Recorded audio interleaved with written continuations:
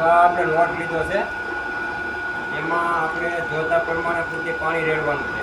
પછી એની ઘેરની સેવ બનાવવાની છે અને આ મિક્સિંગ કરતું જવાનું. પાણી વધી ન જાય, પાણી ઘટે નહીં, એનું ખાસ ધ્યાન રાખવાનું.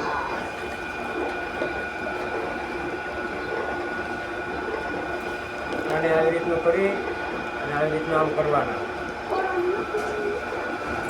આવી રીતનું આમ કરી લોટને મિક્સર કરવાનું.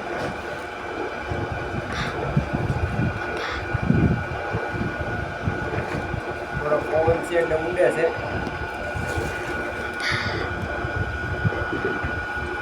અને આ લો આવી રીતનો બાંધવાનો છે.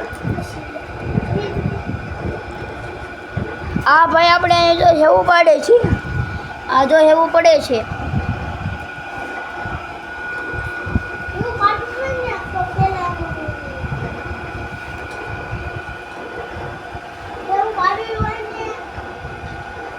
હા જો લોટ બાંધી છે.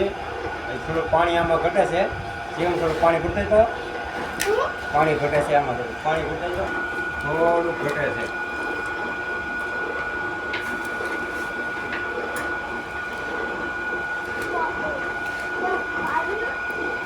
જો આવી રીતનો લોટ આમાં મોટા કઠોળા ન રહેવા જોઈએ. એટલે આપણે પાછી મશીનમાં ચડાવવાની સેવ બનાવવા માટે, અને એ તમને બતાવશું. આ રીતનું મિક્સર કરી અને જુઓ આ આપણો લોટ કમ્પ્લીટ થઈ ગયો છે. આ લાડવા વડે એવો લોટ બનાવવાનો છે. હવે ગરમીના હિસાબે આ થોડુંક તપે નહીં, એના માટે થોડુંક પાણી છાંટી દેવાનું, જેથી કરીને આપણે જે જોતો હોય એ પ્રમાણે પૂર્ણ હોય. હવે આપણે આને મશીનમાં નાખવાનું છે. લાવો ડીશ, લાવો ડીશ. એમાંથી હલાવીને આવી રીતનું બતાવું.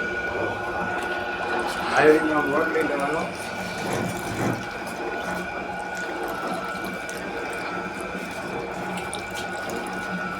આવી રીતના મોટો લાવવાનો અને આવી રીતના મોટો લાવવાનો.